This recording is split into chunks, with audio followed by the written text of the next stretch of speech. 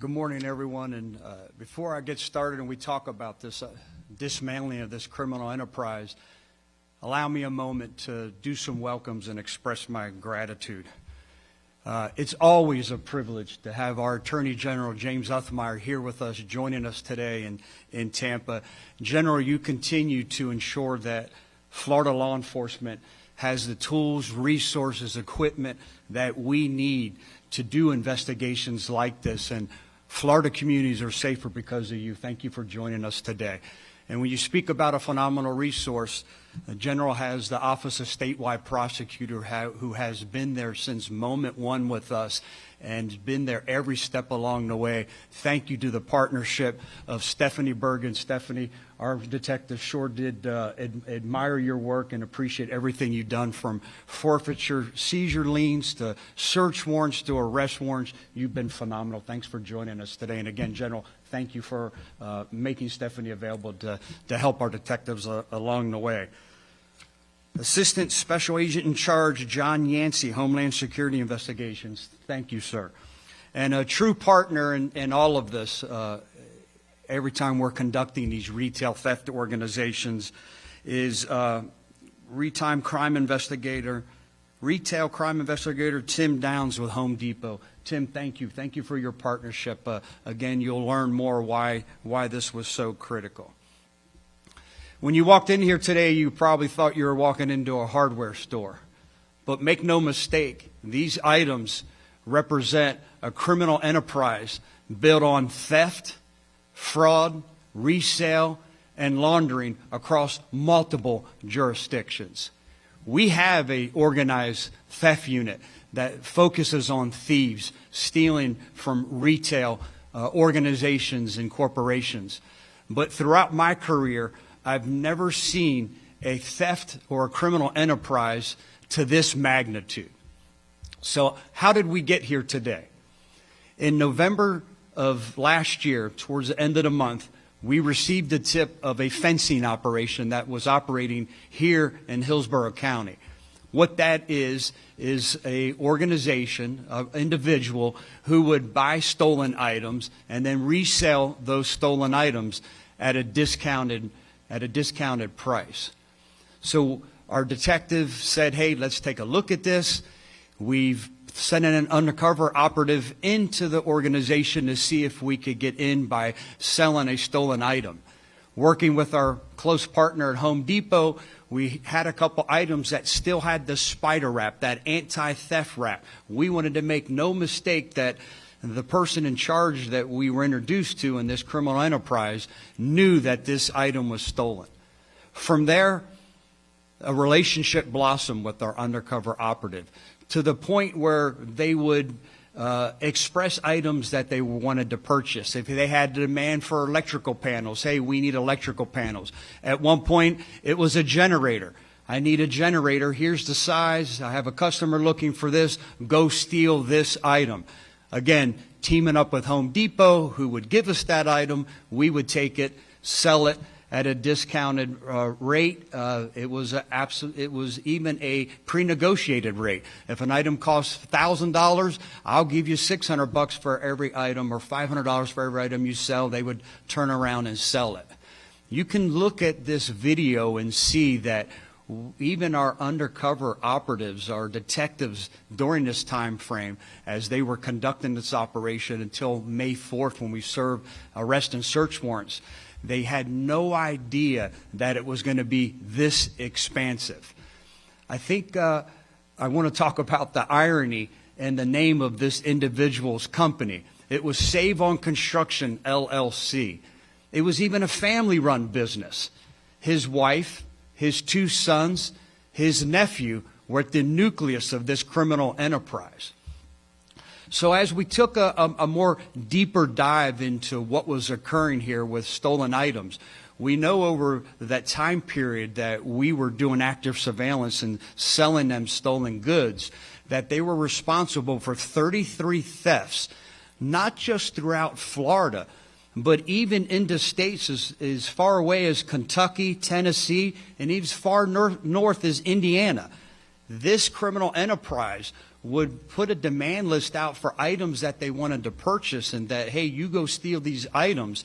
They would steal these items, Kentucky, in states of like Kentucky, Tennessee, throughout the state of Florida, far north is Indiana, and then bring them back to Tampa, Florida. I alluded to the video that you're watching now that we'll provide to you, but you can see how organized it was, almost set up. The convenience, like a hardware store, like a Home Depot or a Lowe's, where a lot of these thefts were occurring. The paint section was here. The electrical section was over there. Whatever they had broken up into different sections, again, to make it convenient for their customers when they came for the items, these stolen items that they wanted to purchase. So 33 items during this time period we know that they stole. At 33 locations where these thefts occurred during the time we were actively surveilling them, 219 items for approximate value over $56,000. During the same time period, we know they're responsible for the theft at 3 construction sites with a total of over $100,000 of loss at these 3 construction sites. At that time, teaming up with Attorney General Uthmeier and the statewide prosecutor's office, we began to take a deeper dive. You hear it all the time, if you want to know what someone's doing, follow the money. And that's what we did in this case. We followed the money. In the past year alone, we know that this criminal enterprise is responsible for the sale of over $7 million of stolen goods. That's money that was laundered into their bank accounts, where they had numerous accounts. $30,000 to $40,000 would flow into these accounts and flow right back out of these different accounts. But through the forensic subpoenas and deep dive that we were able to do, we know that they're responsible for at least $7 million of stolen items. Throughout this time period, we also tracked back that it wasn't just the customers who came to these locations, whether it was the storage units we served search warrants or the main house that was almost converted into a hardware store. We know that there were 1,800 sale transactions that occurred online. So think about this enterprise. We now know that they've been operating for at least 3 years, but we believe may up to 5 years. Again, we wanted to announce the results of what we know now, but realize with this going over state lines and to the expanse of this criminal enterprise, that investigators and still have a lot more work to do to find out exactly who's involved and what has occurred here. So we got to a point where it was time to shut it down. Whenever you have a criminal enterprise that's impacting the community like this is, yes, you want to get it to a point where you're trying to get everyone responsible, but at the same point, how long can you allow this to occur?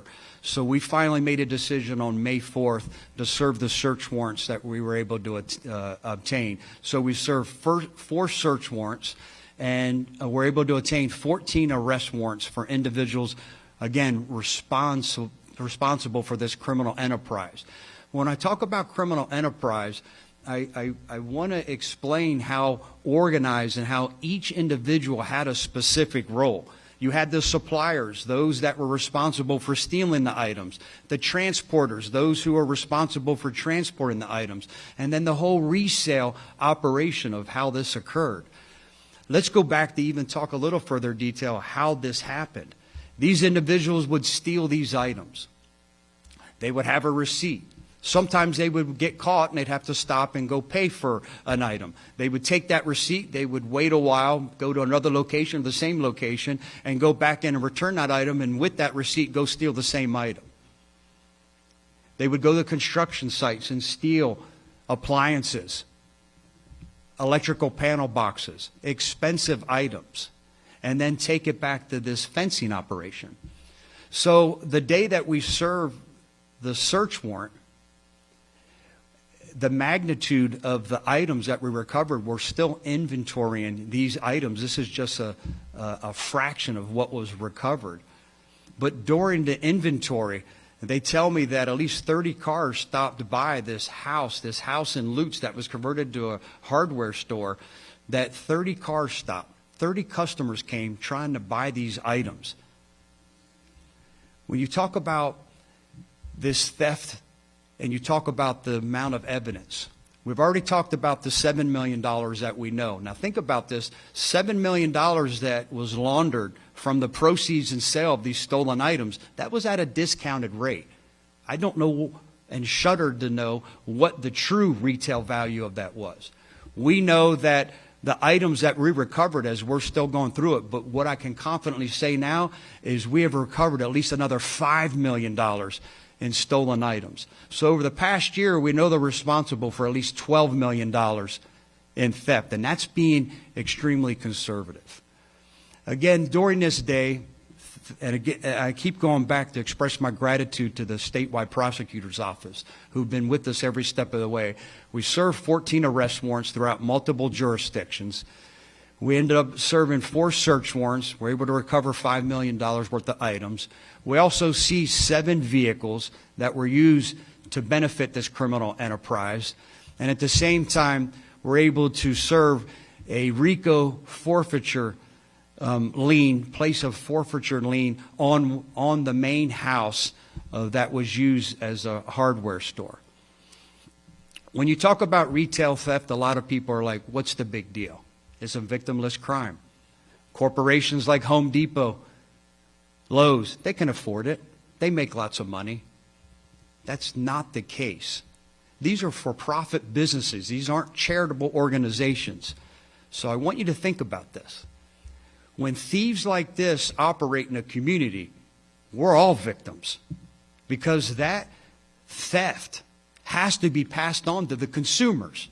So every single one of us pay more at the register because of thieves like this who continue to try to operate throughout our country and here in Tampa, Florida. Fortunately today, I get to stand here because of the great work by the detectives and announce the conclusion of an operation to this point because of their hard work, that these thieves will no longer operate here, that we will stop paying more at the register because of our organized retail theft unit. Since the inception of the organized retail theft unit in 2023, retail theft in Hillsborough County has decreased 14%. That's because of the hard work, the dedication and sacrifice of every detective assigned to that unit. Thank you. At this time, I'd like to turn the microphone and podium over to Florida's Attorney General, James Uthmeier. General. Thanks, sir. Thank you. Well, good morning. It's great to be here in Hillsborough County. I think the sheriff summed up this massive theft enterprise pretty well. You've got millions in stolen goods, impacting multiple states, multiple counties, crossing over circuit and jurisdictional lines. And, we relaunched, 6-7 months ago, our retail theft task force to combat this, this effort that criminals pursue to take goods into other circuits, sell them elsewhere, and try to take advantage of jurisdictional boundaries and red tape. Well, through our statewide prosecution office and our task force, working with our great retail partners, we've been able to bust through these boundaries and ensure that we have jurisdiction through our partnerships to take this case and its investigation across county and circuit lines, across jurisdictional boundaries, and ensure that we are pulling in the totality of the investigation. And this is the result of that. I cannot say enough about how seamless and great the working relationship was with the sheriff's office here. I want to thank all the law enforcement officers that were part of this. Stephanie here, who was the lead prosecutor, said, the detective work here was some of the best she's ever seen. So thank you for your work. The conclusion of this operation is a great victory for justice.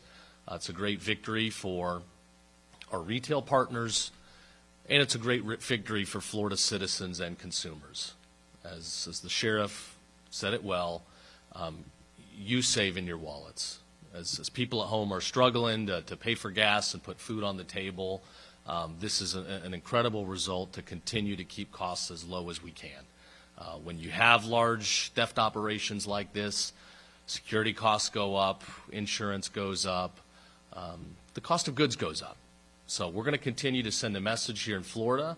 If you engage in this type of behavior, we're going to take you down and you're going to go away for a very long time. Today, the charges involved in this case will include RICO, conspiracy to commit RICO, money laundering, dealing in stolen property, grand theft, trespass on a construction site, and organized retail theft. Here in Florida, we continue to throw the book at offenders. We continue to prosecute to the fullest with the highest charges we can bring, again, to send a message. If you're a criminal, do not come to Florida. I mean, don't engage in the behavior to begin with, but you are an idiot if you want to come to Florida and break the law. Because we have the best law enforcement in the country. We have their backs. They know that. We give them the tools to be successful, and we let them do their jobs, and they do it well. So we will continue to prosecute to the fullest. I want to thank the detectives again, our retail partners, Stephanie for her outstanding work, and Sheriff, it's an honor to work alongside you. I look forward to many more big busts. If they're out there, hopefully people will change their behavior. But if not, we will be ready. All right. Thank you all. God bless. At this time, me and the Attorney General will be open for any questions.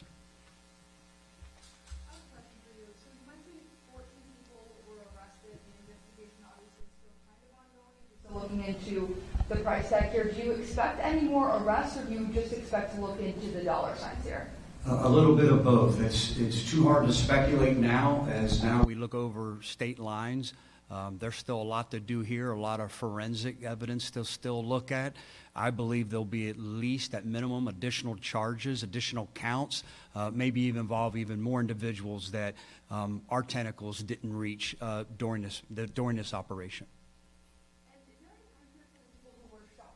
Or were they unaware that it was criminal activity? That's always a great question. I think that they're equally as guilty. I don't know if we'll have charges for them, but they know it's unethical. You know, if something costs $1,000 and you're paying $200, we all say this: if it's too good to be a great deal, it's because it's not true. Like it's too good to be true. It's because it is too good to be true. It means that it's a stolen item, and these individuals, our community members, should know better. And I'll give you an example. We were talking to a contractor who was upset that he didn't get a job. And when he gave the bid, he had $10,000 in material. That's what it cost him, just in material.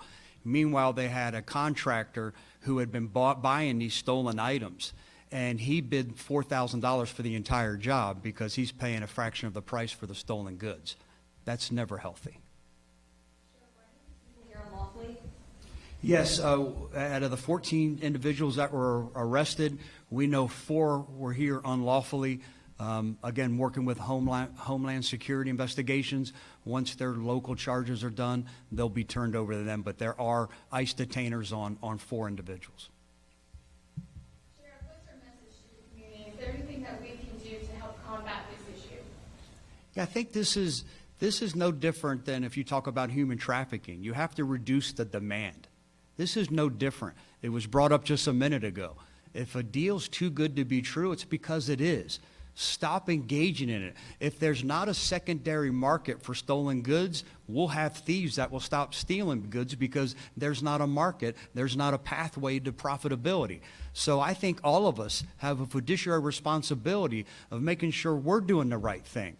This was a criminal enterprise that was so sophisticated that as inflation went up, they raised their prices a little bit. As demand went up, they raised their prices a little bit. Again, only all of us in the community can say we're not going to help these organizations be successful because we're not going to purchase stolen items. You have to know when it's too good to be true, it's because it is. Again, reduce the demand. If there's not a secondary market, people will stop stealing items. Some of the items here, what items were they stealing? Was there anything specific? Yeah, a lot of electrical. We saw that there was a lot of profitability in electric, from electric panels to electric wiring. That's quite expensive. So a lot of it focused on electrical work. When they would go steal appliances at construction sites, We know how expensive they are. From paint, if you look at some of the video, there were gallons and gallons and gallons, buckets of 5-gallon paint from every different color.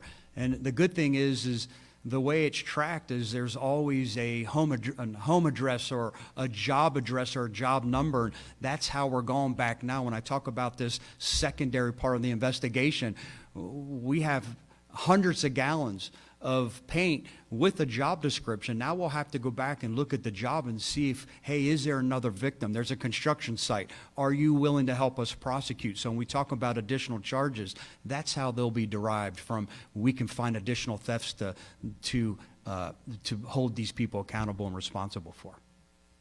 Any other questions? Thank you, everyone. Have a great day. Thanks for coming out.